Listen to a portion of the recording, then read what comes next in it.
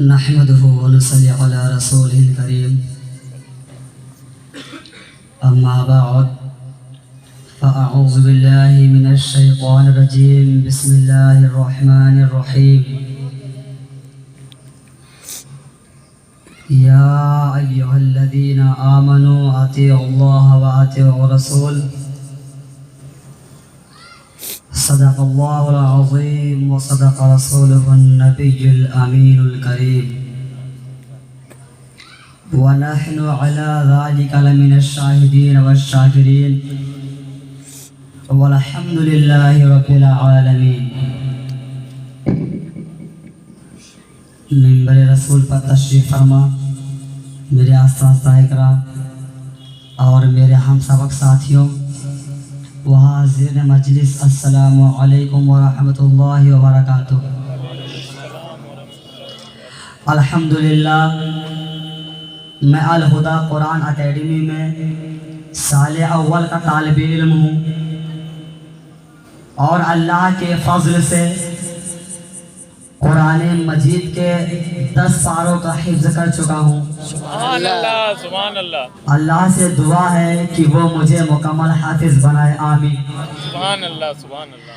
آج کے اس محفل نور میں میں آپ کے سامنے ہمارے نبی کی اطاعت و پیروی، محبت کی برکت کیا ہے اس پر روشنی ڈالنے کی سعادت حاصل کروں گا. تو آئیے سب سے پہلے اپنے نبی کی بارگاہ میں درود پاک کا نذرانہ پیش کریں. اللہم صلی علی سیدنا شفیعنا حبیبنا مولانا محمد البارک وسلم. صلاۃ و سلام علیک یا رسول اللہ صلی اللہ تعالی علیہ وسلم. مشکل تھے راستے آسان ہو گئے، دشمن یہ دیکھ کر حیران ہو گئے. مشکل تھے راستے آسان ہو گئے، دشمن یہ دیکھ کر حیران ہو گئے. رکھا میرے نبی نے دنیا میں جب قدم، پتھر بھی کلمہ پڑھ کر مسلمان ہو گئے. رکھا میرے نبی نے دنیا میں جب قدم، پتھر بھی کلمہ پڑھ کر مسلمان ہو گئے. سبحان اللہ سبحان اللہ. میں آپ کے سامنے اس مختصر سے وقت میں محبت رسول جیسی مقدس عنوان پر گفتگو کرنا چاہتا ہوں. معزز سامعین، اس دنیا میں ہزاروں لوگ ایسے گزرے ہیں کہ جن کو نہ تو ہم نے دیکھا ہے اور نہ ہی ان سے کوئی ہماری رشتہ داری رہی ہے اور نہ ہی ان سے ہمیں کوئی مالی یا جانی فائدہ حاصل ہو رہا. لیکن اس کے باوجود ہم ان سے محبت کرتے ہیں، ان سے عقیدت رکھتے ہیں اور ان کے تذکرے بھی کرتے ہیں. لیکن کیوں ہم ان سے محبت، ان سے عقیدت اور ان کے تذکرے، ان کی خصوصیات اور کمالات کی وجہ سے کرتے ہیں؟ جیسا کہ ہم حاتم طائی سے محبت کرتے ہیں، ہم حاتم طائی سے محبت اس کی سخاوت کی بنا پر کرتے ہیں. ہم نوشیروہ سے محبت کرتے ہیں تو اس کے عدل و انصاف پر. ہم فردوسی اور سعدی سے عقیدت رکھتے ہیں تو ان کے علم و حکمت کے بنا پر ان سے عقیدت رکھتے ہیں. ہم مصر کے کلیوپیٹرا کا نام لیتے ہیں تو اس کے حسن و جمال کے بنا پر اس کا نام لیتے ہیں. لیکن کیوں؟ اگر ہم ان لوگوں سے ان کی خصوصیات اور کمالات کی وجہ سے محبت کر سکتے ہیں تو ہمیں اپنے نبی پاک صلی اللہ علیہ وسلم سے محبت کیوں نہیں کرنی چاہیے جو ان کمالات کا مجموعہ ہے؟ اور یہ بھی ایک حقیقت ہے کہ ان لوگوں میں جو کمالات پائے جاتے تھے وہ کامل نہیں بلکہ ناقص تھے، اور میرے پیغمبر کا ہر کمال کامل تھا.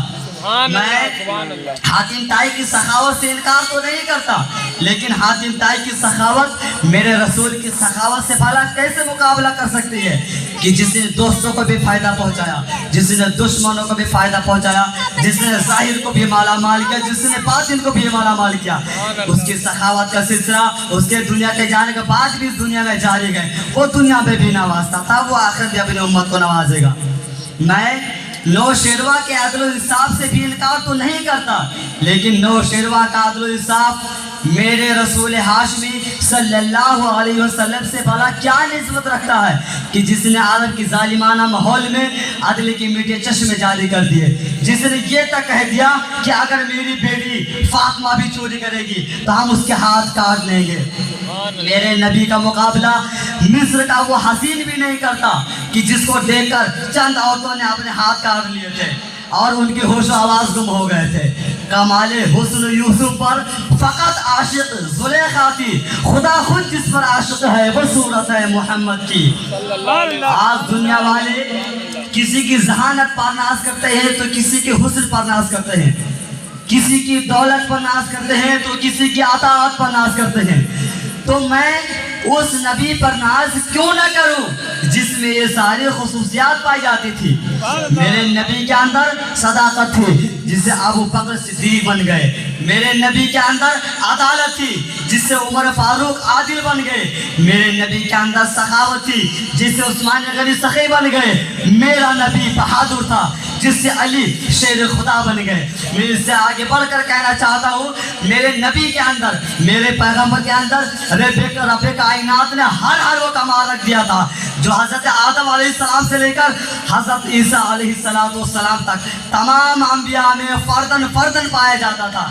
میرے نبی کے اندر آدم کا خلوق تھا، نوح کی تبلیغ تھی، ابراہیم کا عمل و توحید تھا، اسماعیل کا اسحاق تھا، موسیٰ کا جلال تھا، ہارون کا جمال تھا، یوسف کا حسن تھا، یحییٰ کی پاک دامنی تھی۔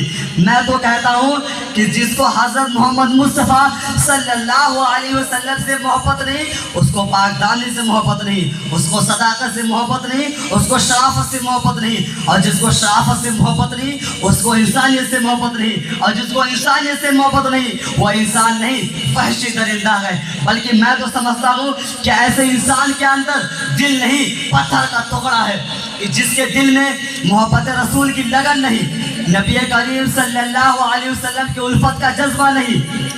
ایسے دل والا انسان فاسق تو ہو سکتا ہے، فاجر تو ہو سکتا ہے، منافق تو ہو سکتا ہے، کافر تو ہو سکتا ہے، لیکن ایسے دل والا انسان مومن مسلمان نہیں ہو سکتا۔ میرے دوستو، ایسے دل والا انسان مومن مسلمان نہیں ہو سکتا۔ حق ہے اللہ سے دعا ہے کہ وہ ہم سب کو اپنے نبی سے سچی محبت کرنے کی توفیق عطا فرمائے۔ وما علینا الا البلاغ المبین۔ استغفر اللہ ربی من کل ذنب واتوب الیہ۔ السلام علیکم ورحمۃ اللہ تعالی وبرکاتہ۔ ماشاءاللہ ماشاءاللہ، بہت خوب بہت خوب۔